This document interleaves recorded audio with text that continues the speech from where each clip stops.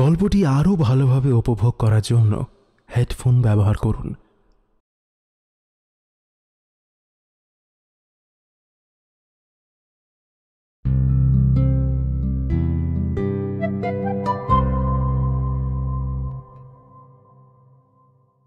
এর মধ্যে আমরা একে অপরের হাতের দড়ি খুলছি। এদিকে হঠাৎ চোখে পড়ল হিঙ্গরানি ও সেই দুজন যারা আমার উপরে অ্যাটাক করেছিল। তারা সুযোগ বুঝে পেছনের দিকে দৌড়চ্ছে। আমি আর বিপিন তার পেছনে ধাওয়া করলাম। বালিতে জোরে দৌড়াতে পারছিল না। বিপিনকে বললাম, আগে মাল দুটোকে ধর, ওই মোটাটা বেশি দূর যেতে পারবে না, ধরে ফেলবো। যে আমার মাথায় মেরেছিল তাকে আমি পেছন দিক থেকে ঝাপটে ধরলাম। দুজনেই পড়ে গেলাম। সে সজোরে একটা লাথি মারলো আমায়। আমি কিছু দূরে ছিটকে পড়লাম। সে আবার দৌড়তে শুরু করলো। আমি বালি থেকে উঠতে গিয়ে একটা শক্ত কিছু হাতে পেলাম। তুলে দেখলাম একটা পাথর। আমি টিপ করে ছুঁড়লাম। তার মাথায় গিয়ে লাগলো, সেটা উল্টে পড়লো। আমি ছুটে তার পেছনে গেলাম। সে আবার যখন উঠে ছুটতে গেল, আমি তখন এক লাথি মারলাম তাকে। ওদিকে দেখলাম বিপিন ওই ছেলেটাকে বাগে পেয়ে ভালোই ধারাচ্ছে। এবার আমি সামনের দিকে তাকালাম। হেঙ্গরেনি বালির উঁচু ঢিপিটার পেছনে দৌড়তে দৌড়তে আড়াল হয়ে যাচ্ছে। আমি ছুট লাগালাম। ঢিপিটায় উঠে আমি দাঁড়িয়ে গেলাম। বিপিনও উঠে এলো। আমি আটকে বললাম, আর যাস না। কেন? আমি সামনে ইশারা করে বললাম, সামনে চোরাবালি, ওই দেখ হেঙ্গরেনি আটকে আছে।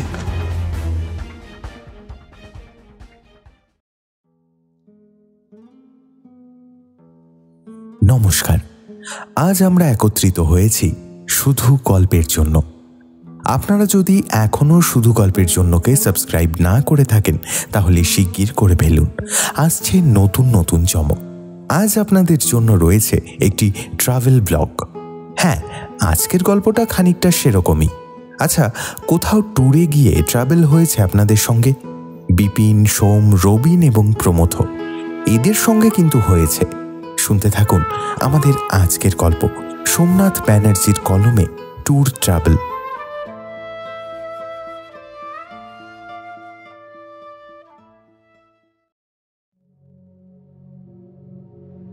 ওহ, অবশেষে 9 বার ক্যান্সেল হওয়ার পরে 10 নম্বর বারে ঘোরার প্ল্যানটা কনফার্ম হয়েই গেল।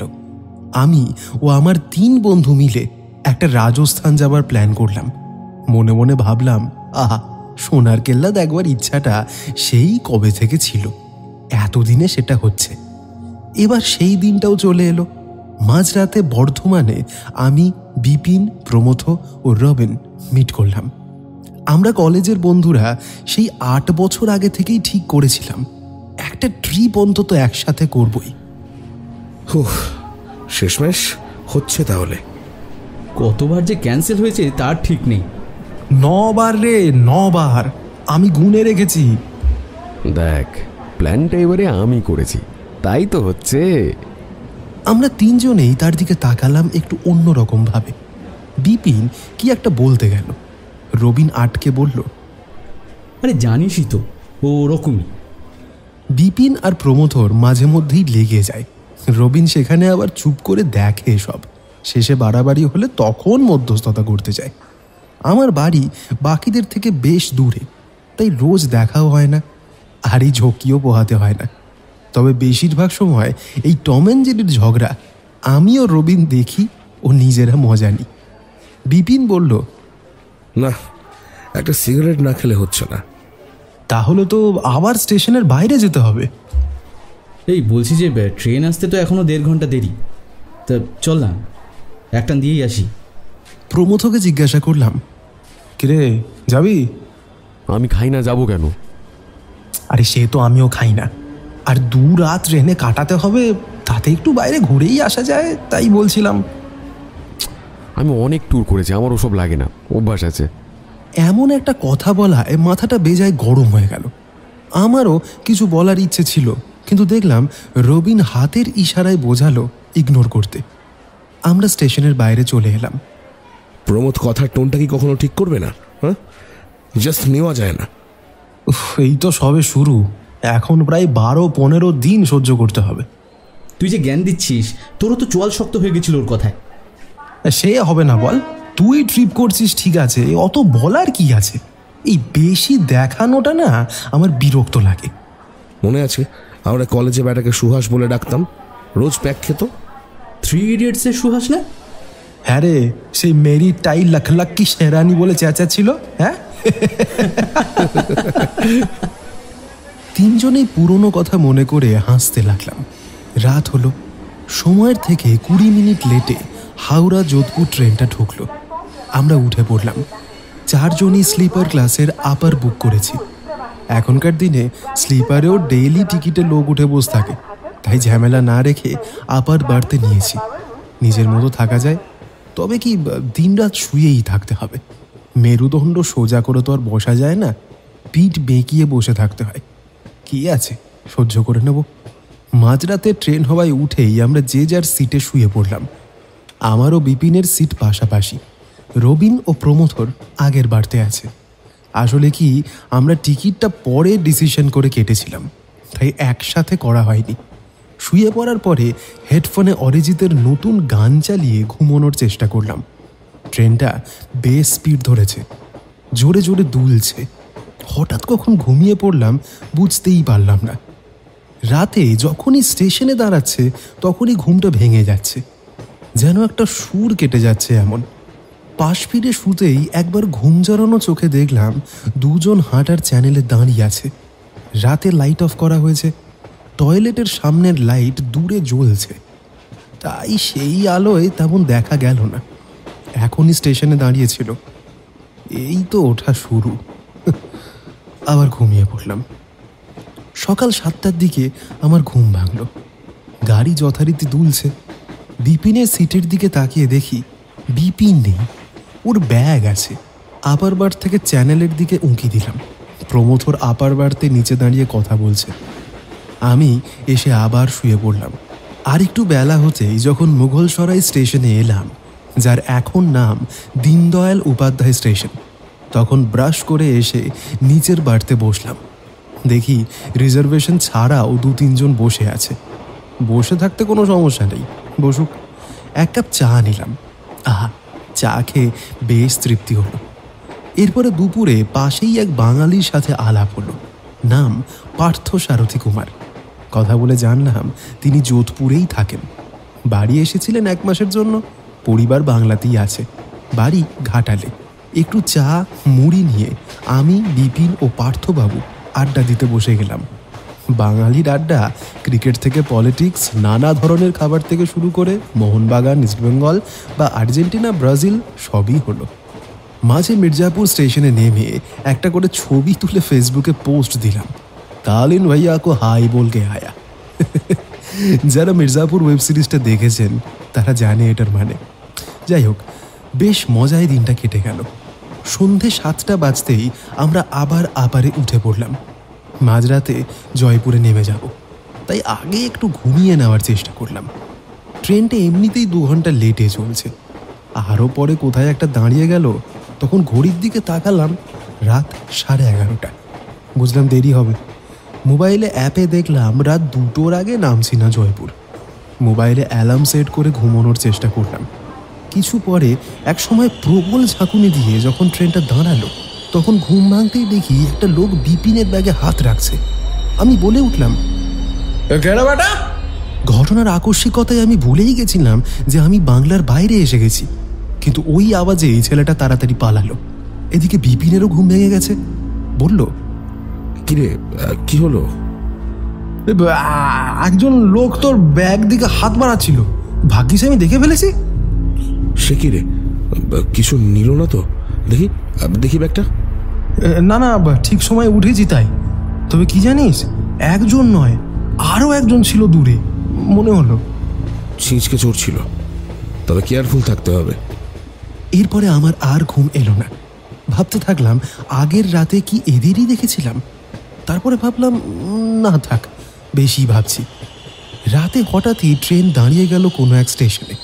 ঘুমটা ভেঙে গেল। দেখলাম কিছু সিআরপিএফ জওয়ান উঠে তল্লাশি করা শুরু করলো। আমি জিজ্ঞাসা করলাম, क्या हुआ ऑफिसर, कोई प्रॉब्लम है? 2 आदमी एक चीज लेके इस ट्रेन में आया है, तो उसके लिए ये सब कुछ है। আরও কিছু জানতে চাইছিলাম, কিন্তু তার আগে সে চলে গেল। সন্দেহটা এবার হলো। একটু আগেই একজন এখানে দাঁড়িয়েছিল। দূরে আরেকজনকেও দেখেছি, তারা নয় তো? প্রায় রাত 2টোর দিকে আমরা জয়পুর নামলাম। যদিও আবার ওই রাতেই আবার আজামের যাওয়া ট্রেন ধরে চলে গেলাম। ভোর 5টায় আজামে পৌঁছে 1 কাপ চা খেলাম। হোটেলে পৌঁছেই বিছানা আমাদের টানল। যখন ঘুম ভাঙল তখন 9টা বাজে। আমরা তাড়াতাড়ি রেডি হয়ে বেরিয়ে পড়লাম। আমাদের হাতে সময় কম ছিল, তাই লাগেজ নিয়েই বেরিয়ে পড়লাম। একটা অটো বুক করে পুষ্করের দিকে চললাম। হাতে টাইম কম, কারণ দুপুর 2টোয় আবার যোধপুর যেতে হবে।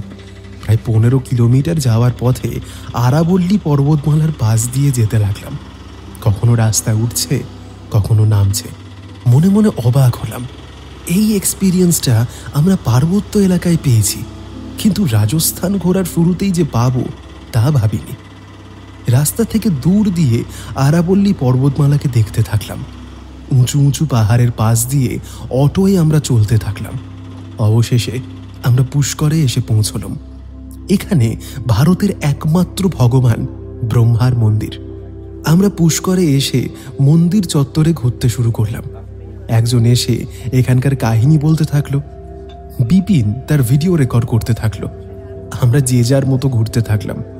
আমি আর রবিন পুষ্করের ধারে কয়েকটা ছবি তুলতে লাগলাম, কিন্তু আমার নজর ছিল আরাবল্লীতে। পরিবেশটা মনোরম লাগছিল। হঠাৎ বিপিনকে দেখলাম মাথায় একটা তিলক কেটে মুখ গোমরা করে আছে। বললাম, কি হলো রে, রেকর্ড করতে দেয়নি নাকি? না, তা নয়, সবই হলো, শেষেই পুজো পুজো বলে 501-এর কোপ দিয়ে দিল। আমি বিশ্বাসই করতে পারছিলাম না। না, পুজো দিতেই পারে, কিন্তু বিপিন নিজেকে নাস্তিক বলে, আর তার কি না এমন গেছে?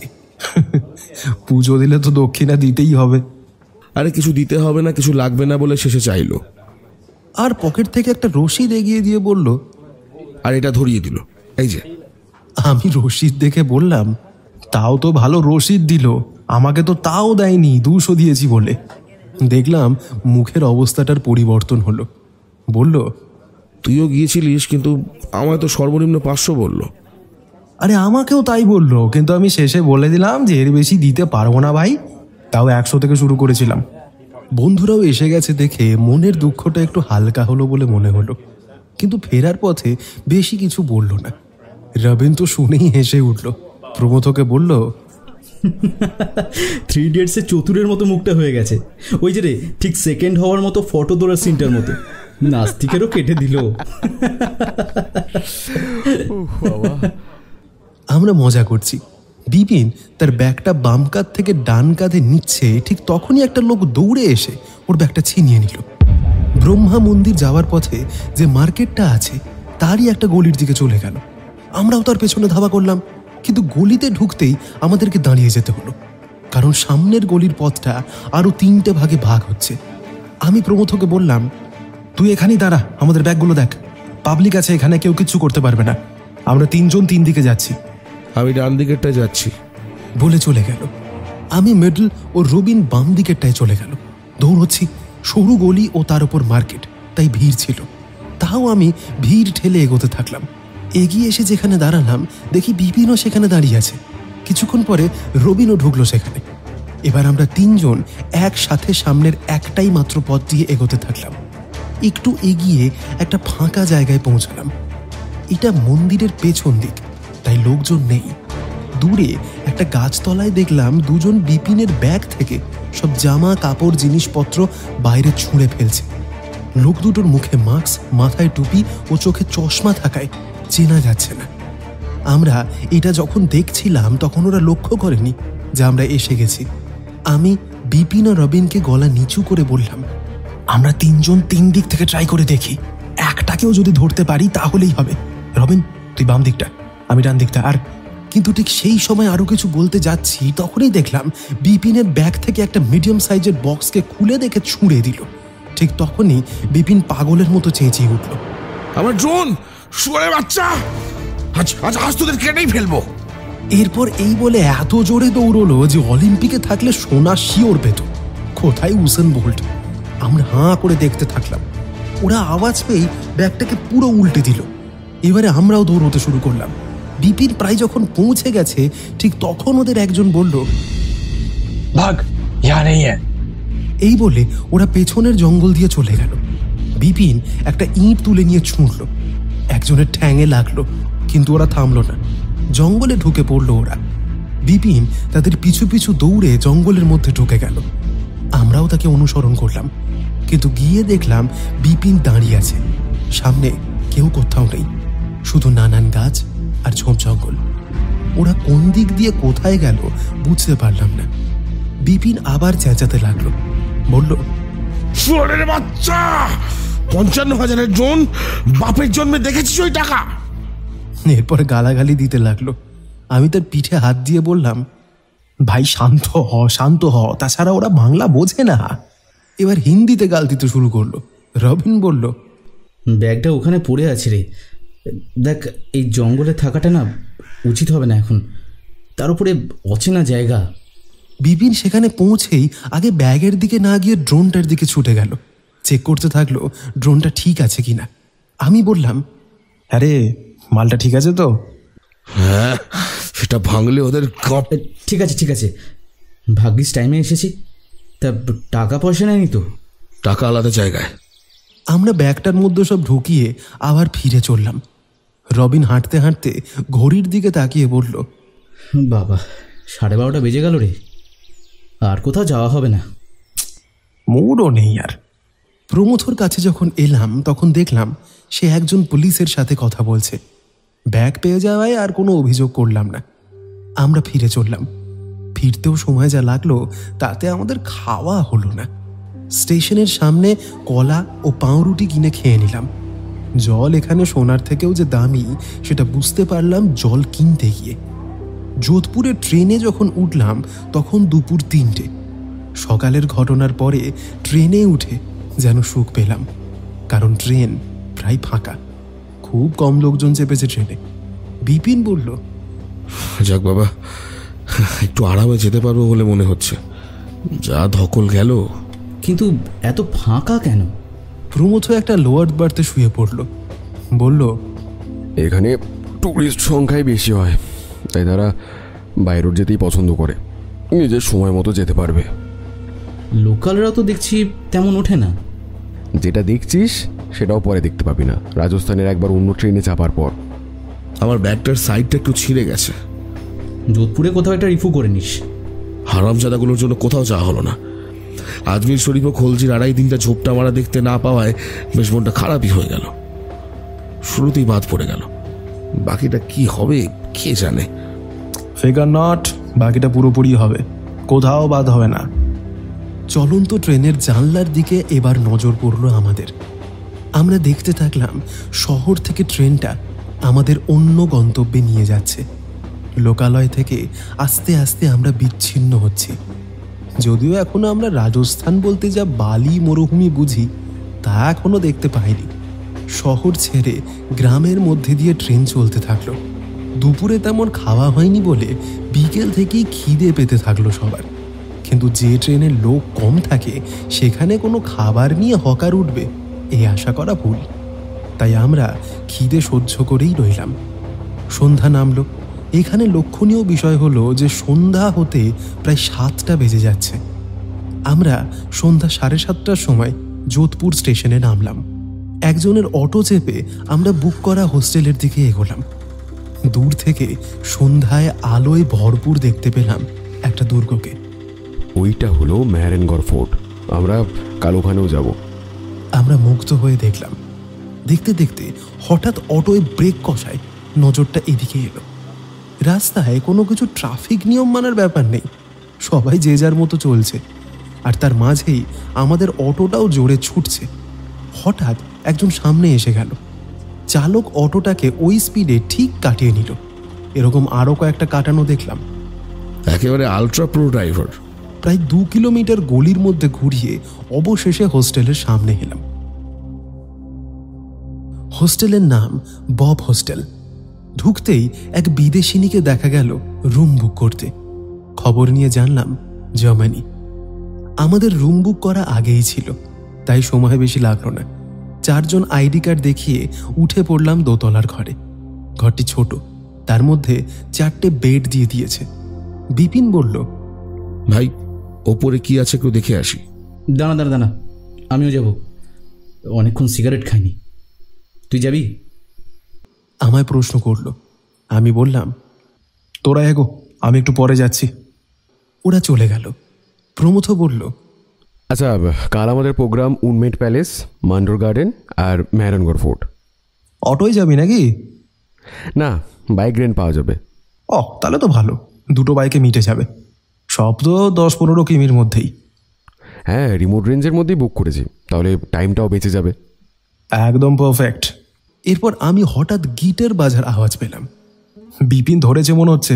চল চল চল যাই। চল উপরটা দেখে আসি। আমরা তাড়াতাড়ি চলে এলাম ওপরে। ওপরে উঠতেই বেশ একটা অন্যরকম পরিবেশ পেলাম। ছাদটার চারপাশ খোলা, শুধু ওপরটা ঢাকা আছে। বেশ বড় ছাদটা, 2-3টে টেবিল ও 7-8টা চেয়ার আছে। অন্যদিকে নরম গদি ও কয়েকটা পাশবালিশ সাজিয়ে রাখা আছে। প্রথমেই চোখ পড়ল বিপিন একটা চেয়ারে গিটার নিয়ে বসেছে। অন্যদিকে রবিন মগহরলাল মেঘরাজের মতো পাশবালিশে হেলান দিয়ে বসে আছে। চেয়ারে 2জন বসে আছে, একটু আগে দেখা সেই বিদেশিনী আর এক বিদেশি। ওরা বিয়ারের বোতল নিয়ে এসছে। কিন্তু যা দেখে বেশি অবাক হলাম সেটা হলো বিপিনের মুখোমুখি একটু ডিস্টেন্সে বসে আছে একজন মেয়ে, পরনে জিন্স ও একটা নীল টপ। রবিন আমাদের দেখে একটু মগহরলালের মতো করে বলল, আরে আসেন আসেন মিস্টার মিটার, আসেন আসেন, বসেন এখানে, কি নেবেন বলেন। আমিও প্রমথ রবিনের পাশে গিয়ে বসলাম। আমি বললাম, ভাই এটা কে রে? বিপিনের গিটারের তালে তালে তো এদিক ওদিক দুলছে। ভাইয়ের চেনা জানা কেউ? আমাকেও এখনো কিছু বলেনি। ওর এক্সগুলোর মধ্যে কেউ না তো? মনে তো হয় না, আপাতত দেখি বাবাজি এসে কি বলে। তবে জায়গাটা বেশ বল, হালকা মৃদু আলো, সুন্দর হাওয়া বইছে, ঠিক গোয়া টাইপের না? দেখ, বিদেশিরা আসে এখানে, এমন অ্যাটমসফিয়ার তো রাখতেই হবে। বিপিন ওদিকে গিটারে কিছু মিউজিক তুলেছে।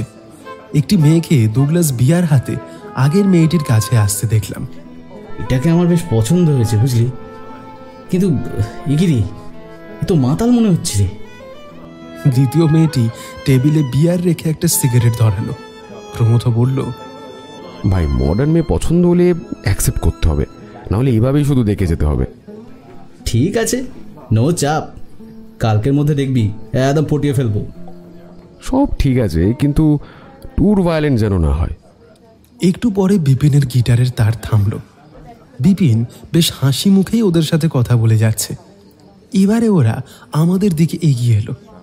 বিপিন প্রথম মেয়েটিকে দেখিয়ে বলল, আমার ফেসবুক ফ্রেন্ড তানিয়া কোহলি আর ওর বন্ধু রীতা। মাঝখানে রবিন বলে উঠল, Faria? Of course not. I am Rita Dhawan. দুজনের টাইটেল তো ক্রিকেটারের থেকে নেওয়া। না, আর কেউ ওই টাইটেলের হবে না। আমরাও নিজেদের নাম বলে সৌজন্যতা সম্পূর্ণ করলাম। কথা বলে জানা গেল এরা দিল্লির বাসিন্দা। এরাও আজই এখানে এসেছে, রাজস্থান ট্যুর করতেই এসেছে। 2 বছর আগে থেকে তানিয়ার সাথে বিপিনের পরিচয়। আজ এই মেয়েটাই ওকে রেকগনাইজ করেছে। ঘড়িতে দেখলাম 9:30।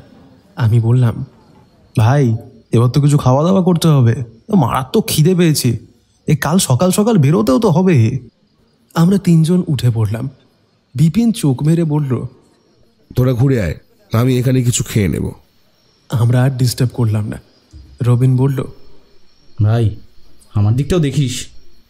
বিপিন ইশারায় সম্মতি দিল। আমরা বেরিয়ে পড়লাম। রাস্তায় নেমে যা দেখলাম তা দেখে চমকে উঠলাম। একটাও দোকান খোলা নেই। আমাদের তো মাথায় হাত, এ বাবা রাতের খাবারের কি হবে? হাঁটতে হাঁটতে আমরা এগিয়ে চললাম যদি কোনো দোকান খোলা থাকে। একটু এগোতেই আমরা ঘন্টা ঘড়ির সামনে পৌঁছালাম। সেখানে এক চাওয়ালাকে দেখলাম তার দোকানের জিনিসপত্র গোছাচ্ছে। তাকে খাবার হোটেলের কথা জিজ্ঞেস করাতেই সে বলল, এখানে ভেজ হোটেল কাছেই খোলা আছে, হ্যাঁ, তাছাড়া আর কিছু এখানে পাওয়া যাবে না। আমরা ননভেজ হোটেলের কথা জানতে চাইতেই জিভ কেটে উঠল সে। তারপরে বলল, নন ভেজ এখানে পাবেন না মশাই, এখানে ভেজই চলে। হ্যাঁ, স্টেশনের ধারে পেতে পারেন, তবে সেহেতু অনেকটাই দূর। আমরা ভেজ খাবারই সম্মত হলাম। তড়ি ঘড়ি চলে গেলাম সেই হোটেলে। তন্দুরি রুটি ও মটর পনির খেয়ে যখন ঘরে ফিরে এলাম, তখন দেখি সে শুয়ে আছে বিছানায়, দরজা খোলা। প্রমথ বলল, কি রে, এই দরজা খুলে নেশা করে পড়ে আছে, কোনো দায়িত্ববোধ নেই। এই তুই ব্যাগটাকে ভালো করে চেক কর আগে। এই মালটাকে তখন একা ছাড়াই উচিত হয়নি। পরদিন সকালে ঘুম থেকে উঠে এক এক করে রেডি হয়ে নিলাম। আজামের হাফ ঘোড়ায় এখন আমরা সচেতন ছিলাম। বিপিনকে সকালে যখন বললাম লিমিটের বাইরে এখানে নেশা না করতে, তখন বিপিন বলল সে মাত্র 2 পাত্র খেয়েছিল আর তাতে তার নেশা হয় না। কিন্তু কি করে তার ঘুম পেয়ে গেল সে জানে না, এমনকি ঘরে কে দিয়ে গেছে তাও সে জানে না। আমরা যখন বেড়াতে যাব তখন তানিয়া আর রিতাকে ওদের ঘর থেকে বের হতে দেখলাম। রবিন হিন্দিতেই জিজ্ঞাসা করলো, তো আজ কি প্রোগ্রাম? আজ ফোর্ট প্যালেস আর গার্ডেন ঘুরবো। তাহলে আমাদের সাথে যোগ দিয়ে দিন, আমরা তো ওদিকেই যাচ্ছি। তারপরে আমাদের দিকে একবার সম্মতি পাওয়ার জন্য তাকিয়ে নিল। এই সময় তো আর না বলা যায় না, তাই আমিও প্রমথ হেসে সম্মতি জানালাম। প্রমথ বলল, আমরা কিন্তু বাইক হায়ার করে যাব। দেখ, যদি শেয়ারে গাড়িতে খরচ কমে যায় তাহলে একটা গাড়ি বুক করা ভালোই হবে। রাস্তায় এসে আমরা গুগল ম্যাপ দেখে এগোতে থাকলাম। প্রমথ আমার কাছে এসে চাপা স্বরে বলল, তুই শুধু শুধু এদেরকে নিলি কেন?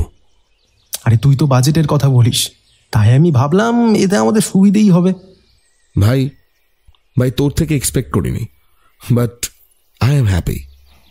সে তো হ্যাপি হবি। কেন, তুই নোস? পুরো মাখন ভাই। কোনো গাড়ি বুক না করে শেষমেশ 3টে স্কুটি বুক করে আমরা উইমেন প্যালেসের দিকে এগোলাম। আমরা 4 বন্ধু 2টো বাইক নিলাম আর তানিয়া রিতা একটা বাইক নিল। পেট্রোল পাম্পে আমরা সবাই গাড়িতে তেল ভরে নিলাম। এরপরে আমরা ম্যাপ দেখে উইমেন প্যালেসের দিকে এগোতে থাকলাম। 15 মিনিট এগোনোর পরেই রাস্তার দুপাশ জুড়ে ইন্ডিয়ান আর্মির অফিস ও কোয়ার্টার। রাস্তা একদম স্মুথ, কোনো ট্রাফিক নেই। প্যালেসের দিকে যখন পথ চলা শুরু হলো তখন সামনেই এক বিশাল গেট, ও গেট পার হতেই ছোট ছোট বাগান রাস্তার দুধার জুড়ে। বসন্তের সময় তাই মনে হয় নানা রঙের ফুল ফুটেছে। কিছুটা এগোতেই রাস্তা উঁচু হয়ে উঠতে থাকলো। রাস্তার পাশে অনেক উঁচু পাথুরে অঞ্চল, এর উপরেই প্যালেস অবস্থিত। শহরকে আস্তে আস্তে ওপর থেকে দেখতে পাচ্ছি। হঠাৎ পেছনে ফিরে তানিয়া স্কুটিটা দেখতে পেলাম না। ওরা কখন আলাদা হয়ে গেছে জানতেই পারিনি। প্রমথ দূরে গাড়ি থেকেই বলল, বাদ দে, ও যেখানে যায় যাক, নিজেদের আনন্দটা মাটি করিস না। বিপিন আমায় বলল, ভাই হঠাৎ কোথায় সটকে পড়লো? ব্যাপারটা সন্দেহজনক। তাহলে আমাদের সাথে আসতে বললি কেন? খরচ কমে যাবে তাই। বিপিন কিছু একটা বলতে যাচ্ছিল, আমি আটকে দিয়ে বললাম, আচ্ছা গাড়ি চালা, ওদের বাদ দে তো এখন। উইমেন প্যালেসের সামনে আমরা চলে এলাম। গাড়ি পার্ক করে দাঁড়িয়ে উঁচু থেকে শহরের ভিউটা দেখলাম। তারপরে বেশ কয়েকটা ফটো তুলে ঢুকে পড়লাম। রাজা রাজরাদের ব্যাপার, তাই সেখানে বড় বিল্ডিং, আগেকার ঢাল তলোয়ার, নানা ধরনের আসবাবপত্র ও আগেকার ছবি তো থাকবেই। তাই দেখলাম। উল্লেখ করার মতো যেটা ছিল সেটা হলো ঘড়ি। প্রায় 15-20 ধরনের ঘড়ি দেখলাম। এরপরে আমরা সেখান থেকে বেরিয়ে ঝিলের দিকে এগোলাম। সেখানে একটা হোটেলে খাওয়া দাওয়া করে মান্ডোর গার্ডেন গেলাম। মান্ডোর গার্ডেনে পুরনো অনেক মন্দির দেখলাম, যার তৈরির ধাঁচ থেকে মুক্ত হতে হবে। দেখতে দেখতে বিকেল 4:30 হয়ে গেল। তখন আমি প্রমথকে বললাম, এবার মেহেরনগর ফোর্টের দিকে যাওয়া যাক। ওটা কাল যাওয়া হোক না, আমাদের তো বিকেলে ট্রেন। ফোর্টে বসে সানসেটটা খুব ভালো এনজয় করা যাবে। তাছাড়া ফোর্টে এই বেলায় অত রোদে যাওয়ার থেকে বিকেলে যাওয়াই ভালো। এখন গেলেই কমফোর্টেবল হবে। দেখ, কাল আবার অন্য জায়গায় যাওয়ার আছে, তাই কাল আর ঝামেলা না রাখাই ভালো। তাহলে তাড়াতাড়ি যেতে হবে, কারণ 5টায় টিকিট দেওয়া শেষ হয়ে যায়। যা, তাহলে টিকিট কেটেই বা কী হবে? দেখা তো যাবে না। না, 7টা পর্যন্ত খোলা থাকে। তাহলে চল চল চল, দেরি করিস না। আমরা ঠিক 5টায় ঢুকলাম। ঢোকার মুখেই গার্ড বলল, जल्दी जाओ, काउंटर बंद हो जाएगा। ওরা গাড়ি পার্ক করেছিল, তাই আমি দৌড় দিলাম টিকিটের জন্য। সারাদিন ঘোরার পরে আর শরীর চলছিল না, তবু খাড়া উঁচুর দিকে দৌড়ে গেলাম। টিকিট কেটে অপেক্ষা করতে থাকলাম। সবাই আসার পরে আমরা ঢুকে পড়লাম। শুরুতেই এত উঁচুতে উঠতে বেশ কষ্ট হচ্ছিল। বিশাল বড় গেটের সামনে দিয়ে যখন যাচ্ছি তখন ভাবছি এইখান দিয়ে সৈন্য সামন্ত পায়ে হেঁটে ঘোড়ায় চড়ে হাতিতে চড়ে উঠত। এমন কেল্লা করতেও কত সময় লেগেছে বল? তবেই না তেমন প্রোটেকশন দিত। হ্যাঁ, রবিন আমায় বলল, লিফটের টিকিট কাটিসনি? ফোর্টে হেঁটে ওঠার মধ্যে একটা আলাদাই অনুভূতি আছে বুঝলি। আগে সবাই কিভাবে উঠতো সেটাও তো এক্সপিরিয়েন্স করা দরকার। ওরে হাঁটু যতদিন না জবাব দেবে ততদিন তো ওঠ, বয়সকালে তো হাঁটার অপশানটা এমনিই চলে যাবে। প্রমোদবাবু তো গভীর কথা বলে দিল। অনেক লোককে নেমে যেতে দেখছি। বিকেল প্রায় শেষের দিকে, তাই সবাই ফিরছে। অনেকক্ষণ ওঠার পর আবার বড় বেশ 25-30টা সিঁড়ি দিয়ে ওঠার সময় বিপিন বলল, এই রাজারা এত উঁচুতে উঠতো কিভাবে, আর নামতোই বা কিভাবে? দেখ ওই পালকি টালকি কিছু একটা ইউজ করতো মনে হয়। আমি আন্দাজে বলেছিলাম, কিন্তু উপরে উঠে সত্যিই পালকি দেখা গেল। ভাই তুই আগের জন্মে রাজা ছিলিস নাকি? ঠিক বলেছিস, না হলে এবারে লিফট নিত। জব বাবা, এই কেমন কথা হলো? রাজা হলো তো লিফট নিতাম, এখন তো তা নিচ্ছি না। তাহলে আগে রাজা ছিলাম কোথায়? আসলে আগে রাজা হয়ে হাঁটার এক্সপিরিয়েন্সটা করিসনি, এখন করছিস। আশ্চর্য যুক্তি ভাই। এরপরে আমরা এক এক করে নানান জায়গা ঘুরে আরও ওপরে যখন উঠলাম তখন দেখলাম সেখানে বাগান, কিছু নিম গাছ ও অন্য একটি অচেনা গাছ ও সুন্দর করে ছাঁটা ঘাস। বেশ লাগলো জায়গাটা। অনেকটা জায়গা জুড়ে এলাকাটা। এখানে জলের সমস্যা খুব, তাই যেখানেই খাবার জল পাচ্ছি ভরে নিচ্ছি। এখানে আমাকে সবকটা বোতল দিয়ে বাকিটা এগোতে থাকলো। আমি জল ভরছি। দূরে উল্টো দিকে একটা দেওয়ালের আড়ালে মনে হলো কেউ রয়েছে। আমার এই ফোর্টে ওঠার সময় থেকেই একটা সবুজ জামা পরা ছেলেকে পেছন থেকে দেখতে পাচ্ছি। মাঝে মাঝে মনে হচ্ছে যেন ফলো করছে। এখন জল খাওয়ার সময় আয়নায় স্পষ্ট দেখলাম সবুজ জামার ছেলেটাই দাঁড়িয়ে রয়েছে। আমি একটু ঘুরে তাকাতেই সরে গেল। আমি 3টে বোতলের জল ভরে ঠিক করলাম দেখি ব্যাপারটা কি। কদিন ধরেই কিছু ব্যাপার আমার খটকা লাগছে। আমি সামনে দেখলাম আমার বন্ধুরা অনেকটা এগিয়ে গেছে। আমি আস্তে আস্তে ওই দেওয়ালের দিকে এগোতে গেলাম। ঢুকতেই দেখলাম ছেলেটাকে। আমাকে দেখে উল্টো দিকে দৌড়তে গেল। আমি ছুটে তার কলারটা চেপে ধরলাম। আমায় বলল,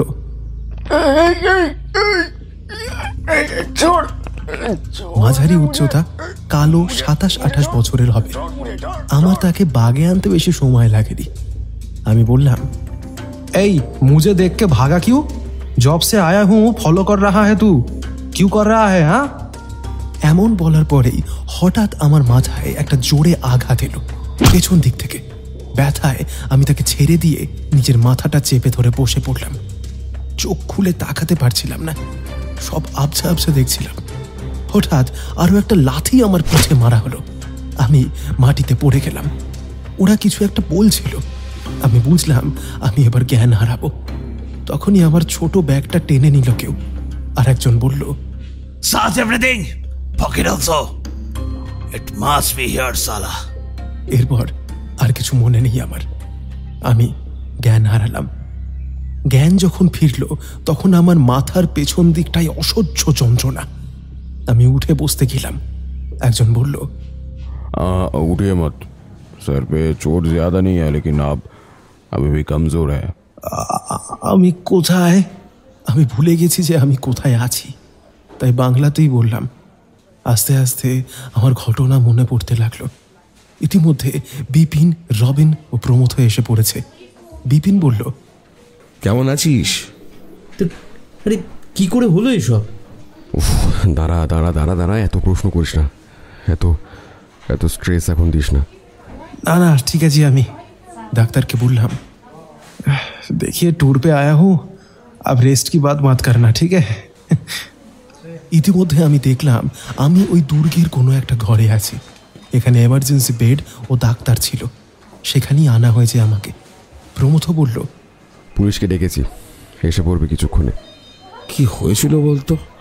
আমরা তো কামানের ওদিকটা গিয়ে পিছু ফিরে দেখি তুই নেই। ফোন করলে রিং হয়ে যাচ্ছে।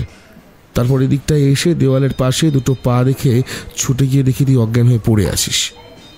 আমি কিছু বললাম না, মনে মনে রাগ হচ্ছিল এমনভাবে মাত দেওয়ার জন্য। আমি উঠে পড়লাম, ডাক্তারকে বললাম, अभी मैं जा सकता हूँ? Yes, but you need some rest and be careful. Thank you, doctor. But you know, we are here to explore Rajasthan, so I can't. And careful for whom? Those cowards. They couldn't do anything to again. I can assure you. Goodbye. কি করছিস? Police আসবে তো, দেখা করে যা। ডাক্তারের কথা শুনলি তো, এখন রেস্ট নিতে হবে। কাল জয়সালমীর আছে তো, তোরা এখন এই ব্যাপারটা পুরো আমার উপর ছেড়ে দে, কেমন? আমি এই বলে এগিয়ে চললাম। ফোর্ট থেকে বেরিয়ে আসতে আসতে বিপিনকে বললাম, আমার ছোট ব্যাগটা কি নিয়ে গেছে? না না, এই তো আমার কাছে, তবে ব্যাগটার অবস্থা ভালো না। এই বলে আমার দিকে এগিয়ে দিল। ব্যাগ থেকে ধুলো ঝেড়ে একটু হাসলাম। মনে মনে তাদের ব্যর্থ রাগ এই ব্যাগের ওপরে পড়েছে দেখে রাগটা কমলো একটু। রবিন বলল, আজব ছেলে তো, তখন রেগে গেল, এখন আবার হাসছে। এই মাথায় চোট পেয়ে পাগল পাগল হয়ে গেল নাকি? আমি শুনতে পেলাম, কিন্তু কিছু বললাম না। আমরা ফিরে গেলাম হোস্টেলের দিকে। হোস্টেলে এসে দেখলাম ওই মেয়ে দুটো বসে সম্ভবত ওয়াইন খাচ্ছে। अब तो गायब ही हो गए थे, कहाँ थे सारे दिन? वेरी सॉरी, हमारे गाड़ी तो खराब हो गया था। ठीक होने के बाद जब गए तो आप लोग वहाँ से चले गए थे। नंबर तो आपके पास था, लेकिन नेटवर्क नहीं था ना। अब बहुत बढ़िया था बोले रूमे चले गेलाम। রবিন বলল, দূর, ঘোড়ার মুডটাই নষ্ট করে দিল। হ্যাঁ, আমার উপর অ্যাটাকের জন্য না, রীতা যায়নি বলে। শালা। প্রমোদ এবার আমায় বলল, এই ব্যাগে কত ছিল? ক্যাশ তো রাখিনি, কি পাবে? রাতে আমরা খাবার রুমে এনে খেলাম। বিপিন বেশি কিছু কথা বলেনি। সবাই যখন শুয়ে পড়লাম তখন বিপিন বলল, কিছু একটা ব্যাপার ঘটছে, কিন্তু কেন? আচ্ছা আচ্ছা, তুই কিছু একটা প্রেডিক্ট করেছিস মনে হচ্ছে, কিছু কি বলবি? কোথায় কি? It is just an accident. না, তোকে আমি কলেজ থেকে চিনি, তুই কোনো কারণ ছাড়া এমন রিয়াক্ট করিস না। বলবো, আজকে আর বলিস না, মাথায় ব্যথাটা বেশ হচ্ছে। এই বলে আমি পাশ কাটালাম আপাতত। বিপিন বলল, আমাদের প্রত্যেক স্পটে কিছু না কিছু হচ্ছে, কি জানি কেন। পরদিন সকাল। আমাদের আজ তেমন কোথাও যাওয়ার নেই। বিকেলে জয়সালমীরে যাওয়ার ট্রেন আছে। আমি ঘুম থেকে উঠতেই রবিন বলল, ভাই কেমন লাগছে? অলোকে? আরে ঘুমটা ভালো হয়নি, একটু ঘুমিয়ে নি বড়। ঠিক আছে তো, এমনিতে ঠিক আছি। এরপরে আরও কিছুক্ষণ ঘুমিয়ে নিলাম। তারপরে যখন উঠলাম তখন সবাইকে বিপিন বলল, চল বাজারের ওই কচুরি আর সিঙ্গারাটা খেয়ে আসি, ব্যাপক লেগেছিল কাল। চল তাহলে, আজকে খিদেটা বেশ লেগেছে। কিছু মনে করিস না, আমি জয়সালমেরের বুকিংটা কনফার্ম করি, আমি লাঞ্চের সময় যাব। আমরা বেরিয়ে পড়লাম। ঘণ্টাঘড়ির সামনে গিয়ে আমরা কচুরি সিঙ্গারা খেলাম। বিশাল মেহেরনগর ফোর্টটাকেও আমরা দেখলাম। অনেকটা উঁচুতে হওয়ায় নিচে এই শহর থেকে খুব সুন্দর একটা ভিউ পাওয়া যায়। এরই মধ্যে আমার এক বান্ধবীর ফোন এলো, নাম স্বাতী। সে বলল, কিরে খুব তো ঘুরছিস, ফটো ভিডিও সেন্ড কর দেখি। হ্যাঁ, ফটো তেমন তোলা হয়নি, ভালো ভিউ পাই আগে, আর যেগুলো আছে সেন্ড করছি, দেখ কেমন হয়েছে। কেমন ঘুরছিস? বেশ ঘুরছি। তারপরে তোর খবর বল। আমার আর কি, এই ডিউটি আর সংসার সামলাচ্ছি। তুই ঘুরছিস দেখে আমারও খুব ইচ্ছে হচ্ছে যাওয়ার, কারণ রাজস্থানটা আমার ভীষণ প্রিয় জায়গা। তাহলে দেরি কেন, চটপট ব্যাগ প্যাক করে চলে আয়। হ্যাঁ, একটা প্ল্যান তো ছিল, তবে টু বি অনেস্ট রাজস্থান নয়, ছিল কাশ্মীর। কিন্তু শেষ সময় এমন একটা ঘটনা ঘটলো যে ছুটিটা ক্যান্সেল হয়ে গেল। কেন, আগাথা ক্রিস্টির নতুন কেস এসে গেছে নাকি? হ্যাঁ, তা যা বলেছিস। ওই যে হিস্টোরিক্যাল একটা হীরের আংটি চুরি হয়েছে না, ওটারই তদন্ত এসেছে সিআইডির ওপর, আর সেটা পড়েছে আমার ওপর। কি কেস? আমি তো ঠিক জানি না। আর কলকাতায় হিস্টোরিক্যাল আংটি তো জন্মে শুনিনি। লং স্টোরি, পরে বলবো। আপাতত একটা হীরের আংটি চুরি হয়ে গেছে, এখন ওটারই খোঁজ চলছে। ঘটনাটা কতদিন আগের? এই তো 5 দিন হলো। আর আমার ছুটির সময় যত সব ঘটলো, বিরক্তিকর। ব্যবস্থা কিছু নিলি? হ্যাঁ, আমরা সব স্টেটেই খবর দিয়েছি। 2 জনকে কাস্টডিতে নেওয়াও হয়েছে, আর প্রাইম সাসপেক্টদের লোকেট করা হচ্ছে। ওকে, অল দ্য বেস্ট। হ্যাঁ, তুইও ঘোর, তবে ফটো ভিডিও সেন্ড করতে ভুলিস না কিন্তু। আচ্ছা, বাই দ্য ওয়ে, নেক্সট কোথায়? সোনার কেল্লা। ওয়াও, সোনার কেল্লা। ওহো, সেই ফেলুদা দেখার পর থেকে কত দিনের শখ আমার ওখানে যাওয়ার। তুই এনজয় কর, আর আমি এই ব্যাটার ছেলেকে ধরি। চলি, বাই। ফোন কেটে দিল। ট্রিপ ক্যান্সেলের রাগটা বেশ বোঝা গেল। বিকালে আমরা স্টেশনে চলে এলাম। আমরা কাঠগুদাম থেকে জয়সলমিল যাওয়ার ট্রেন ধরলাম। আমাদের কোচ S5, পুরোটাই ফাঁকা, শুধু আমরা 4 জন। প্রমথ মজা করে বলল, দেখ, পুরো কামরাই আমাদের বুক করা আছে। প্রমথর বুকিং মাঝারি হয় না, হয় প্রচণ্ড ভিড়, নয়তো একদম খালি। আজমের যাওয়ার পথে ভিড়ে ঠাসা ছিল কামরা। প্রমথ মজা করে বলল, ওই ভিড়ের প্রতিশোধ স্বরূপ এই কোচ বুকিং। যোধপুর থেকে ট্রেন চলতে শুরু করলো। কিছুটা পথ এগোনোর পরে বালি শুরু হলো। 2 দিকে শুধু বালি ও ছোট ছোট গাছ, কোথাও কোনো জনপ্রাণী নেই। ঘড়িতে যখন সন্ধে 6টা, যেটা বাংলায় হয়, তখন এখানে 6টায় বিকাল 4:30 মতো রোদ। আমি বললাম, বন্ধুগণ, আমরা রাজস্থান বলতে যা জানি, মানে বালি, তার এখান থেকে শুরু হলো। ভাই সিরিয়াসলি বলছি, এই জয়সালমেরেই আমার আসল উদ্দেশ্য। আমি আগে ভাবতাম সোনার কেল্লায় কবে যাব, উফ ফাইনালি। আরে শুধু তুই কেন, আপামোর বাঙালির কাছে সোনার কেল্লা একটা ইমোশন। সত্যজিৎবাবু আমাদের ঐতিহ্য, গর্ব, ঠিক যেমন রবীন্দ্রনাথ ঠাকুর। সোনার কেল্লা যাওয়া হচ্ছে, একটা অ্যাডভেঞ্চারও যদি হয়ে যেত তাহলে মজাই মজা। অ্যাডভেঞ্চার তো যোধপুরেই হলো, সোমকে ঢুকে দিল, আর তার আগে বিপিনের ব্যাগ ঘেঁটে দিল। সারা সকাল পর্যন্ত খুব কেয়ারিং কথা না, আর এখন সোজা খিল্লি। হঠাৎ একজন আমাদের বার্থে এসে উঁকি দিল, তারপরে লোয়ার বার্থের নিচে ঝুঁকে দেখল, তারপরে আবার চলে গেল। ভাবটা ছিল এমন যেন কিছু একটা খুঁজছে। রাবিন বলল, ওই আবার শুরু হলো। কি? বিপিনের অ্যাডভেঞ্চার। দেখ, কিছু হারিয়েছে। আর তাছাড়া আমারও সোমের কোটা শেষ, এবার তোরা বাকি আছিস। 10টার দিকে আমাদের ট্রেন যখন স্টেশনে ঢুকছে, তখন আমরা দূর থেকেই আলোর রোশনাইয়ে সোনার কেল্লাকে দেখছিলাম। অপূর্ব সে দৃশ্য, বেশ ঠান্ডা লাগছে। আমরা নামার আগে একটা জ্যাকেট পরে নিলাম। আমি নেমেই বিপিনকে বললাম, ভাই, স্টেশনের নেম প্লেটের ওখানে একটা সেলফি নেব। স্টেশনে নেমে আমার যে কি আনন্দ হচ্ছে কি বলবো। সেই কোন ছোটবেলায় সোনার কেল্লা দেখে বড় হয়েছি, আর বারবার ভেবেছি কবে যাব। আজকে এসে পড়লাম। নামতেই এক অন্য ধরনের অভিজ্ঞতা হলো। স্টেশনে ঠান্ডা হাওয়া ও ধুলোবালির ঝড় শুরু হলো। নেম প্লেটে ফটো তুলতে গিয়ে চোখে মুখে যে কত বালি পড়লো সে আর বলতে হয় না, বারবার মুখ ঘুরিয়ে নিতে হচ্ছে। আমরা ওই ধুলোর ঝড়ে ওভারব্রিজে উঠে আমাদের দেশের প্রিয় জাতীয় পতাকাকে উঠতে দেখে মন ভরে গেল। আমরা স্টেশন থেকে বেরিয়ে একটা গাড়ি হায়ার করলাম। ড্রাইভার আবার বাংলায় কথা বলতেই কথায় কথায় জানা গেল সে বর্ধমানে বেশ কিছু বছর গাড়ি চালিয়েছে, তাই বাংলা ভালোই জানে। আমরা আবার হোটেলে ঢুকলাম। জায়গা পাল্টালেও অভ্যাস তো একই থাকে। সকাল যখন 6টা, তখন আমার ঘুম ভাঙল, কিন্তু 6টাতেও সূর্য ওঠেনি, তাই আবার শুয়ে পড়লাম। 7:15 প্রথম সকালের আলো ফুটল। আমি ব্যালকনিতে যেতেই মুগ্ধ হয়ে গেলাম। চোখের সামনে বহু কাঙ্ক্ষিত সেই সোনার কেল্লা দাঁড়িয়ে আছে। সূর্যের আলো কেল্লার একদিকে পড়েছে, যতটুকু পড়েছে তাতেই সোনালি আলো উজ্জ্বল হয়ে দেখা দিয়েছে। বেলা 10টায় আমরা সোনার কেল্লার দিকে চললাম। ঢোকার মুখে জলখাবার খেয়ে নিলাম।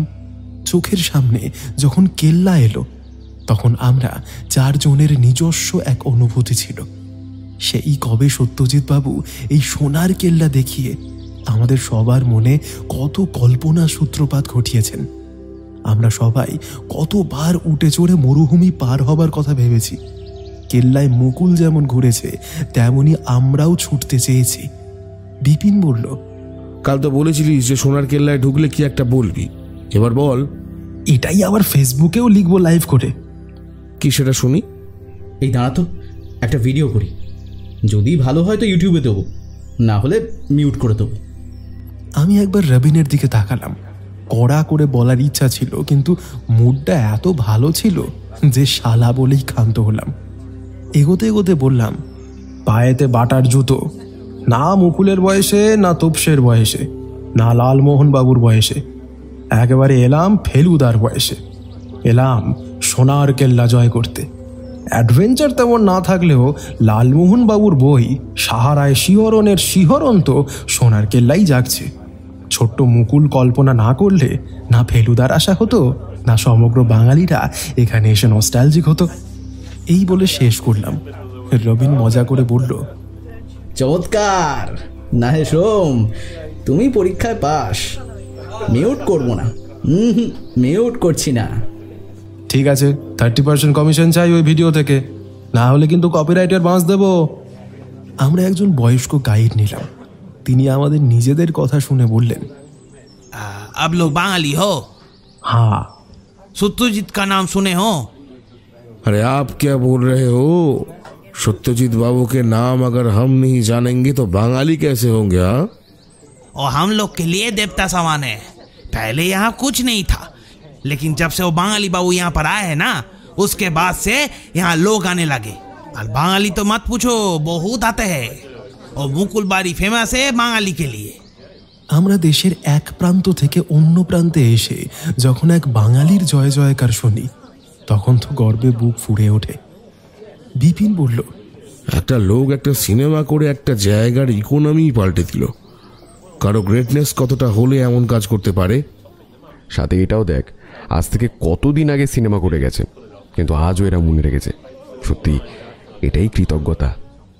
এরপরে আমরা আমাদের গাইড জেঠালালের সাথে এগোতে থাকলাম।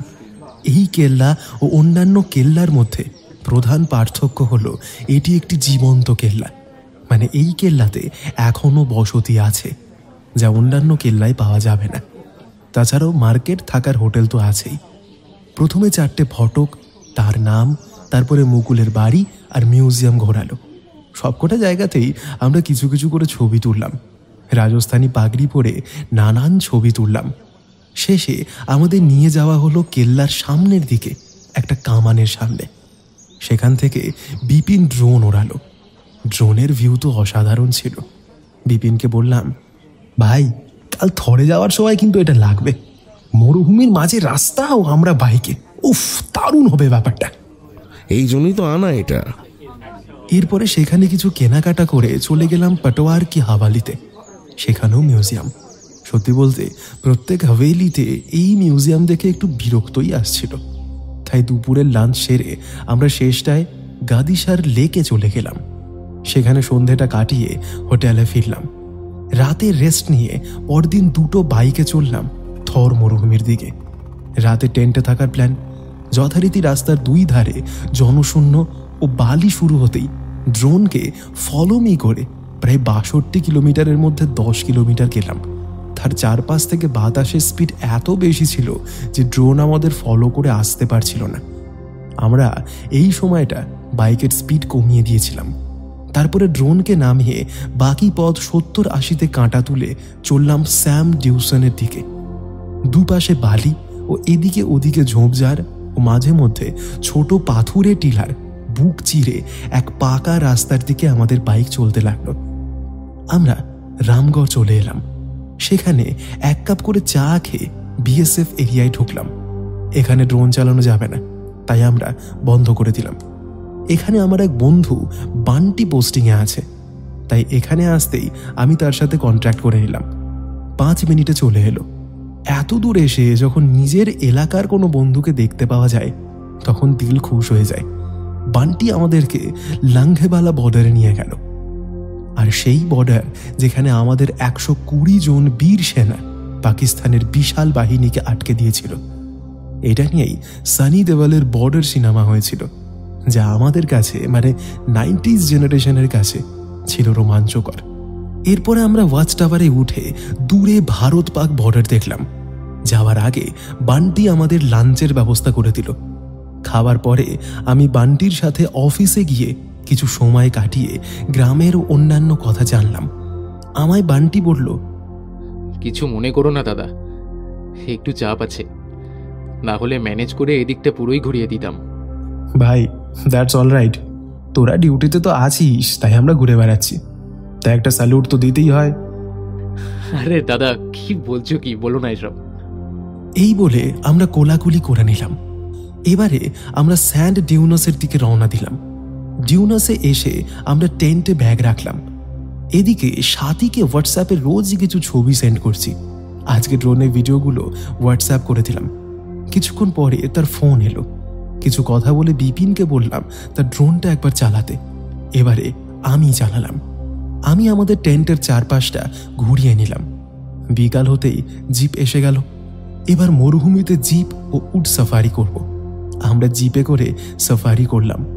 উঁচু নিচু বালিতে জিপ জোরে জোরে চলতে লাগলো ও আমরা প্রচণ্ড দুলতে থাকলাম। এটাই জিপ সাফারি। অনেক দুলুনির পরে আমরা উটে চড়লাম। আমাদের 4 জনের জন্য 2টি উট চলতে থাকলো। উটে যেতে যেতে আমরা ফেসবুক লাইভ করতে থাকলাম।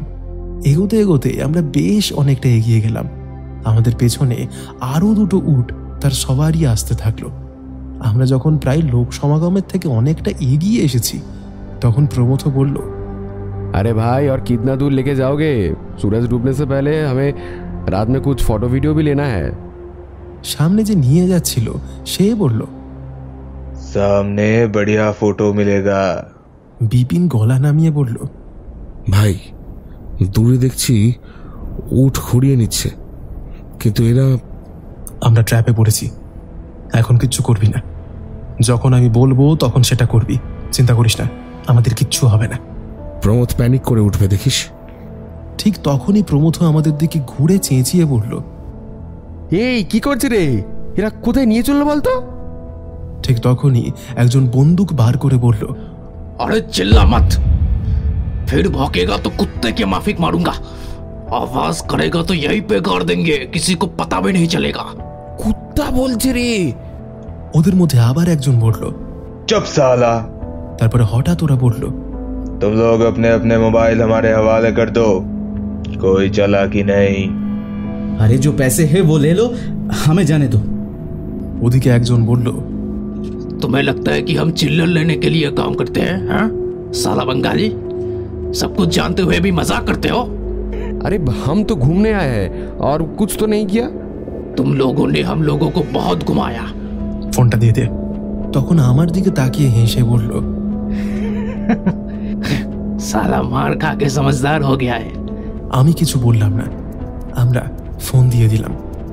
আরে দূর বাবা, কত ছবি ছিল জানিস, সব গেল। এরপরে ওরা আবার চলতে লাগলো।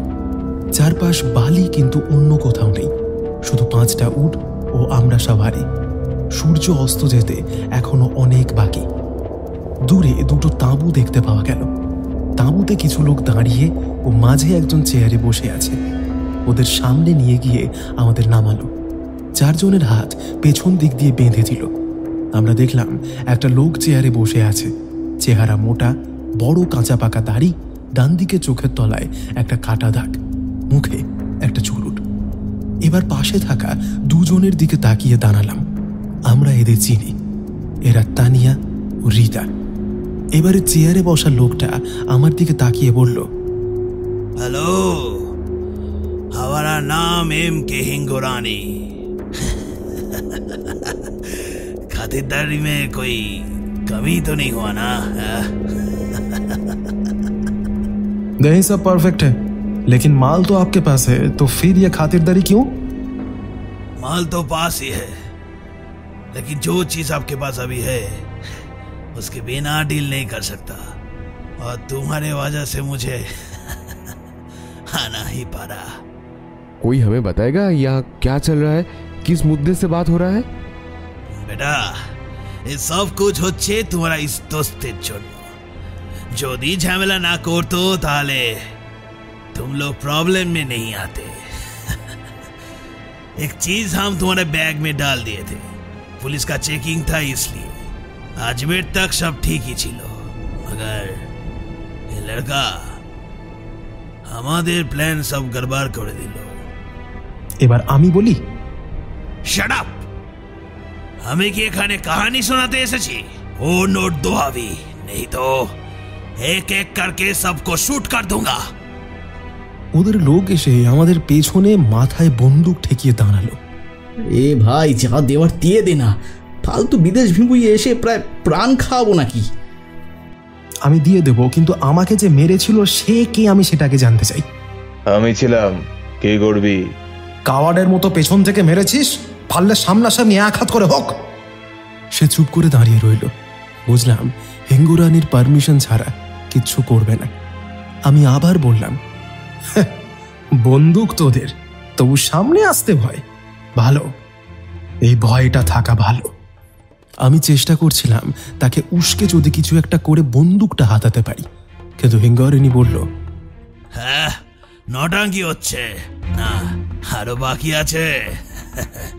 नोट तो जल्दी, नहीं तो पहले वो ज्यादा बोलने वाले का खोपड़ी उड़ा दे। প্রমথর দিকে একটা ছেলে বন্দুক উঁচিয়ে ধরল। প্রমথ বলল, তোদের ঘোড়াতে এনে আমার এই সর্বনাশ করলি, যদি না বাঁচি। তারপরে হঠাৎ গুলির আওয়াজ, প্রমথ বালিতে পড়ে গেল। আমরা প্রমথ বলে চেঁচিয়ে উঠলাম, প্রমথ! কিন্তু দেখলাম প্রমথর পেছনের ছেলেটা পা ধরে বসে গেল, আর প্রমথ বালি থেকে উঠছে। ওরা সবাই চমকে গেল। হিঙ্গুরানিদের উপরে গুলি চলতে থাকলো। ওরা পজিশন নিয়ে গুলি চালাচ্ছিল। আমি বললাম, তোদের আর চিন্তা নেই, আর্মি এসে গেছে। এর মধ্যে আমরা একে অপরের হাতের দড়ি খুলছি। এদিকে হঠাৎ চোখে পড়ল হিঙ্গুরানি ও সেই দুজন যারা আমার উপরে অ্যাটাক করেছিল, তারা সুযোগ বুঝে পেছনের দিকে দৌড়চ্ছে। আমি আর বিপিন তার পেছনে ধাওয়া করলাম। বালিতে জোরে দৌড়াতে পারছিল না।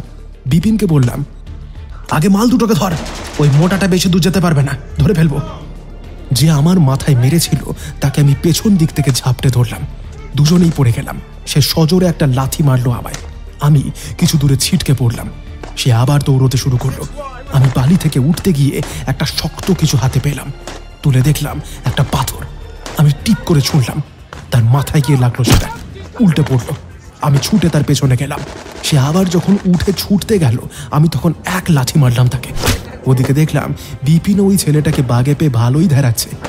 এবার আমি সামনের দিকে তাকালাম। হিঙ্গুরানি বালির উঁচু ঢিপিটার পেছনে দৌড়তে দৌড়তে আড়াল হয়ে যাচ্ছে। আমি ছুট লাগালাম। ঢিপিটায় উঠে আমি দাঁড়িয়ে গেলাম। বিপিনও উঠে এলো। আমি আটকে বললাম, আর যাস না। কেন? আমি সামনে ইশারা করে বললাম, সামনে চোরাবালি, ওই দেখ হিঙ্গুরানি আটকে আছে। হিঙ্গুরানির আস্তে আস্তে পা দুটো ঢুকে যেতে দেখছি। হিঙ্গুরানি চিৎকার করছে, बचाओ बचाओ, हे लड़का बचा ले, बचा ले, तेरे को बहुत पैसा दूंगा, बचा ले बचा ले, बचाओ बचाओ। मरने के टाइम पे भी सौदा। কিছু একটা আন, মালটাকে তুলতে হবে তো। हिंगरानी सॉरी, कुछ नहीं है हाथ में, नहीं तो बचा लेता। হঠাৎ একটা জাল তার উপরে এসে পড়ল। হিঙ্গুরানি জালটা ধরে উঠছে। তখন একটা চেনা মেয়ের গলা পেলাম। ওহে ওয়াটসন, ইমালটা ডুবলে, যার জন্য এত কিছু সেটাও তো ডুবে যাবে। বুদ্ধিটা কি কমে গেছে মনে হচ্ছে নাকি মার খেয়ে? ঘুরে দেখি সাথী এগিয়ে এসে বলল, তাছাড়া এটাকে ইন্টারোগেট করে টিমটাকে ধরতে হবে তো, এভাবেই ছেড়ে দিচ্ছিলিস? ইস, ওটার কথা তো ভুলেই গিয়েছিলাম। কিন্তু কি ব্যাপার, তুই এখানে? সব বলছি। অন্ধকার হয়ে গেছে। গিয়ে দেখলাম প্রমথ ও রবিন বসে আছে। তানিয়া রীতা সহ সবাইকে অ্যারেস্ট করা হয়েছে। বান্টি জওয়ানদের নিয়ে দাঁড়িয়ে আছে। আমি বললাম, টাইমে গুলিটা করেছিলিস, না হলে তো প্রমথ যেত ভোগে। হ্যাঁ তা ঠিক, কিন্তু গুলিটা আমি না, স্বাতি ম্যাডাম চালিয়েছে, আমরা তো পরে এলাম। তাহলে তো ডুবিয়ে দিয়েছিলিস রে? না, আসলে আমরা আগে মুভ করেছি, তাই রেসপন্ড করতে পেরেছি। সৌরভরা অন্য দিকটা আগে গেছিল। কেসটা কি? আরে আসল ডিলটা আজই হতো। হিঙ্গরিনী যে বিদেশি স্মাগলারদের ওটা বিক্রি করতো, তাদের সৌরভ বা বান্টিও কোং ধরেছে। আজ তো আমি মরেই যেতাম তোর জন্য। এরপর থেকে তুই আমাদের টিম থেকে বাদ। আরে কি বলছেন কি, আপনারাই তো হিরোর মতো গ্যাংটাকে ধরলেন। প্রমথ প্রায় 180 ডিগ্রি ঘুরে গিয়ে বলল, হ্যাঁ, এ তো আমাদের নৈতিক কর্তব্য দেশের প্রতি। পাল্টি খাওয়া কেউ তোর থেকে শিখুক মাইরি। আমি তো গুলির আগে শুয়ে পড়লাম যাতে না মারতে পারে। এদিকে রবিনকে দেখে আমি বললাম, ভাই তুই এত চুপ কেন? রীতা ওর মাথাতেই বন্দুক ঠেকিয়েছিল, তাই ওর দুঃখ। কিন্তু এসব কখন কিভাবে কেন ঘটলো কিছুই বুঝলাম না। আসল মালটা কি ছিল যেটার জন্য এত কিছু হয়ে গেল? চলো আগে আমরা অফিসে যাই, ওখানে কথা হবে। আমরা বিএসএফ অফিস এরিয়ার মধ্যে একটা ঘরে গেলাম। সাথী ও তার সাথে থাকা 3 জন অফিসার, বান্টি ও আমরা 4 জন বসলাম একটা ঘরে। এবারে বিপিন বলল, ভাই এবার বল। শুরু করতে গেলে আগে শাশ্বতীকেই বলতে হবে। নামটা সাথী হবে। এরে সরি। সাথী একটা ছোট্ট বক্স বের করলো। সেটা ওপেন করতেই একটা চকচকে নানা কারুকার্যের আংটি বের করলো।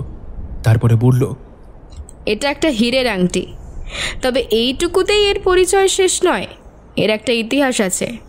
এই আংটি হলো বাংলার শেষ নবাব সিরাজউদ্দৌলার। বলেন কি, নবাবের আংটি? একবার দেখতে পারি হাতে নিয়ে? সাথী আংটিটা দিয়ে বলল, শিওর। প্রমথ আংটিটা পরে ফেলল। শুধু এইটুকুই? হ্যাঁ না, আরও আছে। এই আংটির সাথেও বিশ্বাসঘাতকতা জড়িয়ে আছে। Quite interesting. তারপর যখন সিরাজউদ্দৌলা পলাশির যুদ্ধ হেরে পলাতক, সেই সময় বলা হয় যে তার জুতো দেখে তাকে ধরা হয়েছিল। কিন্তু না, পুরো সত্য এটা নয়। এই পলাতক অবস্থায় সিরাজউদ্দৌলা তার এক আপ্ত সহায়ক, যাকে বডিগার্ড বলে, তাকে দিয়ে তার এক পরিচিতকে খবর দিতে পাঠিয়েছিলেন, আর তার চিহ্নস্বরূপ এই আংটিটাও দিয়েছিলেন। কিন্তু ক্ষমতাচ্যুত বা এই নবাকে তখনও রবার্ট ক্লাইভ খুঁজে যাচ্ছে। এই বডিগার্ড আংটি তো নিল, কিন্তু খবর দিল ক্লাইভের লোককে। তারপর তো সবাই জানি কি হলো। রিসেন্টলি সেই বডিগার্ডের বংশধর থেকে হাত বদল হয়ে এসে এখন সে মালিক। তিনি এই আংটিটি এক্সিবিশনের জন্য পাঠালেন মুর্শিদাবাদের হাজারদুয়ারিতে, কিন্তু তা পৌঁছানোর আগেই চুরি হয় এবং সেটি এত দূর আসে। এরপর একটা সোম জানে। কিন্তু এই আংটি আমাদের সাথে জড়ালো কিভাবে? শুরুতে আমি কিছু বুঝিনি। মনে পড়ে বিপিন, হাওড়া ট্রেন জার্নিতে দুজনকে ঘুম চোখে তোর ব্যাগে হাত দিতে দেখেছিলাম। আসলে পরে বুঝলাম যে আমি দেরিতে দেখেছি, তারা তখন নিচ্ছিল না। তখন ওই আংটি তোর ব্যাগে রেখেছিল, কিন্তু আংটি যে রেখেছে সেটা আমি আজামে গিয়ে দেখে বুঝতে পারলাম। সকালে আমার আগে ঘুম ভেঙে গিয়েছিল, তখন একটা খটকা লেগেছিল। তাই ওই ছেলেটার হাতের ব্যাগ যে সাইডে ছিল, আমি তখনই তোর রুকস্যাক ব্যাগের সাইডে দেখলাম। জাস্ট ক্যাজুয়াল চেক, কিন্তু সেই দিকের চেনটা খুললাম আর এই বক্সটা বেরিয়ে এলো। ভেতরে এই আংটিটা দেখে আমি কিছুক্ষণ হতভম্ব হয়ে বসে রইলাম। বুঝলাম একা চুরি ছাড়া আর কিচ্ছু নয়। তাই মনে মনে ভেবে নিলাম, যাতে বেহাত না হয়, একটা চেষ্টা করেই দেখি না কি হয়। দামি নিশ্চয়ই, খবর ঠিক পেয়ে যাব, তারপরে ফেরত দিয়ে দেব। আমি তখন আমার ছোট্ট ব্যাগে এটা নিয়ে নিলাম। আমি পুষ্করের থেকে এই আংটি নিয়ে ঘুরছি। বলিস কি রে, এই দামি জিনিসটা নিয়ে এত ক্যাজুয়াল ঘুরলি? আর আর তোর এই পাকামোর জন্য আমার ড্রোনটা ভেঙেছে তো সালা। গেলে তোর থেকে পয়সা উসুল করতাম আমি, এই বলে রাখলাম। তাহলে তার জন্য অন্য কিছু বলতাম। আচ্ছা, ব্যাক টু দ্য পয়েন্ট। আংটিটা পাওয়ার জন্য ওরা এমনিই পিছু নিতে থাকে। যতদূর সম্ভব ট্রেন থেকে নামতেই ওরা আমাদের ফলো করা শুরু করে দেয়। কিন্তু তুই যখন বলছিস যে আংটি তোর কাছেই ছিল, তাহলে সেটা আবার ওদের কাছে গেল কি করে? তারা একটু চা খাই, তারপরে বলছি। চায়ে একটা চুমুক দিতে গলাটাই বেশ আরাম হলো। বাইরে ঠান্ডা হাওয়া বইছে। আমি আবার বলা শুরু করলাম। যোধপুরে যখন আমরা বব হোস্টেলে যাই, তখন আমাদের সাথে পরিচয় হয় তানিয়া ও রিটার। এই তানিয়া আবার বিপিনের ফেসবুক ফ্রেন্ড, তাই আমাদের সাথে পরিচয় আরও সহজ হয়ে গেল। ভুলটা আমি করলাম যখন আমি আংটিটা আমার ব্যাগে রেখে বাইরে গেলাম, কারণ ভেবেছিলাম আবার লুট হতেও পারে। কিন্তু এসে দেখলাম বিপিনের রুমের দরজা খুলে অঘরে ঘুমোচ্ছে। তখন তাড়াতাড়ি ব্যাগ খুলে দেখি আংটিটা নেই। তানিয়ারা যে এটা করবে এমন ভাবতে পারিনি, কিন্তু সব ঘটনা দেখার পরও বোকা বানিয়ে দেওয়ার জন্য নিজের উপর খুব রাগ হলো। তখনও পর্যন্ত ওরা হয়তো ভেবেছিল এই সবটাই বিপিন করছে। আমি সারা রাত ঘুমোতে পারিনি জানিস, এমনভাবে আমাকে মাত করে দিল বলে। আমি রাতেই ভাবলাম যে ওদের ঘরে গিয়ে চোরের উপরে বাটপাড়ি করব। তাই ভোরের দিকে আমাদের ঘরের ব্যালকনির পাশ দিয়ে পাইপে চড়ে পাশের ঘরে চলে এলাম। ওদের রুম আমাদের পাশেই ছিল, কিন্তু হায়, আংটি খুঁজে পেলাম না। তার মানে রাতেই ওদের লোককে দিয়ে দিয়েছিল, তাই তো? এক্স্যাক্টলি। কিন্তু লাকিলি এটা খোঁজার সময় ওদের কারো একজনের পার্টসের মধ্যে একটা আমেরিকান ডলারের ছেঁড়া নোট দেখলাম। সন্দেহ হলো, তাই নিয়ে নিলাম। কিন্তু তার গুরুত্ব কতটা তখনও বুঝিনি। পরদিন সকালে আমাদের সাথে উনমেইড প্যালেস যাওয়ার পথে যখন অন্যদিকে চলে গেল, তখন আমি বেশ হতাশ হয়ে গিয়েছিলাম। ভেবেছিলাম আর পারলাম না ঠেকাতে। যাই হোক, আমরা সব ঘুরে যখন মেহেরনগর ফোর্টে গেলাম, তখন আবার দুজনকে পিছু নিতে দেখে খটকা লাগলো। দুটো বিষয় মাথায় ঘুরছিল। 1 নম্বর, মেয়েগুলো অন্য দলের চোর, তাই এরা এখনো ঘুরছে, ভাবছে আংটি আমার কাছেই আছে। আর 2, আমার কাছে ওদের ছেঁড়া নোটটা আছে। আমি সুযোগ বুঝে প্রমথর ব্যাগে ফোর্টের টিকিটের সাথে ওটাও দিয়েছিলাম। তুই ব্যাগটা খুললেই পাবি। এরপর জল নিতে গিয়ে কি হলো তা তো তোরা সবাই জানিস। আমার উপরে অ্যাটাক হয়। জ্ঞান থাকতে বুঝি যে আমার পকেট ও ছোট ব্যাগ তারা সার্চ করছে, কিন্তু আমার উপরে কেন সন্দেহ করলো 4 জনের মধ্যে, এটাই আমার কাছে সব থেকে বড় রহস্য। তারপর আর কি, তোর কাছে ওদিকের ঘটনা সব জানালাম। তখন মনে হলো বড় ডিল করতে গেলে এমন নোটের নাম্বার মিলিয়ে অনেক সময় করে। অর্ধেক থাকে ওই পক্ষের কাছে আর বাকিটা থাকে এই দিকে। সিনেমাতে দেখেছি এমন, তাই রিয়েলে আইডিয়া করে নিলাম। এরপরে কাল জয়সালমীরের ছবিও পাঠালাম। তুই বললি যে ছবির পেছনে একটা মুখ প্রায় দেখা যাচ্ছে, মনে আছে? তখন তো বললি না যে আসবি। আমি জয়সালমীরের ছবিগুলো দেখাচ্ছিলাম সবাইকে, তখন মিস্টার দত্ত দেখে একে চিনতে পারে। উনি বলেন যে এই ছেলে সাসপেক্টের মধ্যেই একজন। এবার এত কিছু হয়েছে তুইও তো বলিসনি, তাই জানিও না। আমরা রাতের ফ্লাইট ধরেই রাজস্থান চলে এলাম। এবার ভাবছি কিভাবে লোকেট করব, তখনই তোর ছবিটা দেখলাম। আর তখনই ও পিছনে দূরের বাইকে সেম লেদারের জ্যাকেট পরা ওই বাইকটাকে দেখলাম। আর ড্রোনের ছবি পাঠালি তখন তো ভালোভাবেই দেখলাম যে তারা তোদের পিছনে। আমারও প্রশ্ন ছিল যে এরা তোদের পিছনে কেন? সবই তো বুঝলাম, কিন্তু আমাদের ফোন নেওয়ার পর পুলিশ ও আর্মি খুঁজে পেল কি করে আমাদের, এটাই তো বুঝতে পারছি না। আমি আমার ডান পায়ের জুতোটা দেখিয়ে বললাম। জুতোটার গোড়ালির দিকে একটা ট্র্যাকার লাগানো ছিল, যেটা বান্টি লাগিয়ে দেয়। বান্টিকে আমি সব ঘটনাই বলেছিলাম, আর তখন ওর আইডিয়াতে এই ট্র্যাকারটা পথ দেখিয়েছে। কিন্তু আমার প্রশ্ন, বান্টি ও সাথী দুজনকেই এই অপারেশনে পুলিশ আর্মি জয়েন্ট অপারেশন হলো কি করে? মানে তোরা মিট করলি কি করে? বিকেলে যখন আমরা তোর কাজটাতেই যাচ্ছিলাম, তখন রাস্তায় ওনাদের জিপ লিক হয়ে থাকতে দেখি। এবার তখন স্বাতী ম্যাডামরা বলেন যে তারা ওয়েস্ট বেঙ্গল থেকে একটা অপারেশনে এসেছে। রাজস্থান পুলিশের সাথে কথা বলা হয়েছে, কিন্তু তারা তখনও আসেনি। খুব একটা কোঅপারেট করছিল না তারা। তাছাড়া আমাদের কাছে আগে থেকেই আর্মি ইন্টেলিজেন্স থেকে খবর দিয়েছিল যে কিছু বিদেশি স্মাগলিং করার জন্য ডিল করতে আসছে। আমি তখন সবটা ম্যাডামকে বলি। তখনই আমি ট্র্যাকার ডিটেক্টরটা ম্যাডামের হাতে দিয়ে 3টে জিপ ওনাদের সাথে পাঠিয়ে দিই। আর বাকি 3টে জিপ নিয়ে বিদেশি স্মাগলারদের ধরার জন্য অন্য দিকটায় চলে যাই। কিন্তু সেখানে কাজটা সহজ হলো তোর দেওয়া নোটের নম্বরের জন্য। আচ্ছা, প্রমথর ব্যাগে যে নোটটা ছিল সেটা কোথায়? ওর কাছেই আছে এখনো। ব্যাগের উপরে চেনটা খোল প্রমথ। প্রমথ ব্যাগের চেন খুলে ছেঁড়া নোটটা বার করলো। আমি বললাম, সব ডাউট লিয়া উঠি এবার, এ খুব খিদে পেয়েছে। বান্টি, খানে কা কুছ ইন্তজাম হ্যাঁ? আরে কষা মাংস আর রুটি তৈয়ারি চলছে। আমরা সবাই ঘর থেকে বেরিয়ে দেখলাম এক জায়গায় বনফায়ার করা হয়েছে ও সেখানে কিছু জওয়ান মিউজিক চালিয়ে নাচছে। বান্টি বলল, will you all join us? Of course. এই গরম মরুভূমিতে আমাদের জওয়ানরা পাহারা দিচ্ছে ও এইভাবে ছোট ছোট মোমেন্টগুলোকে ও এই প্রতিকূল আবহাওয়াকে এনজয় করছে। বিপিন বলল, এ রাত কখনো ভুলবো না। তোদের অপারেশনে আমার নাম থাকবে তো? নো চিন্তা। কাগজে? হ্যাঁ রে বাবা, হ্যাঁ, আমি আছি তো। কাল তাহলে সোনার কেল্লাটা দেখে যা, আমরা কাল পর্যন্ত জয়সালমীরে থাকবো। না রে, কাল হিঙ্গরিনীকে ইন্টারোগেট করে সবটা জানতে হবে, পরে একেবারে যখন ঘুরতে আসবো তখনই না হয় দেখবো। আমরা আর্মিকে যতটা রেসপেক্ট দিয়ে থাকি ততটা পুলিশকে না, কিন্তু অনেক পুলিশ এইভাবে কাজ করছে বলে দেশের অভ্যন্তরে এখনো সুরক্ষিত। আমরা পুরোপুরি আর্মি ও পুলিশের কাছে কৃতজ্ঞ। এরপরে জোরে আমির খানের রং দে বসন্তি সিনেমার গান শুরু হলো, মোহের রং দে বসন্তি। মনে মনে বললাম, আচ্ছা ট্রাভেল দিল এই ট্যুর।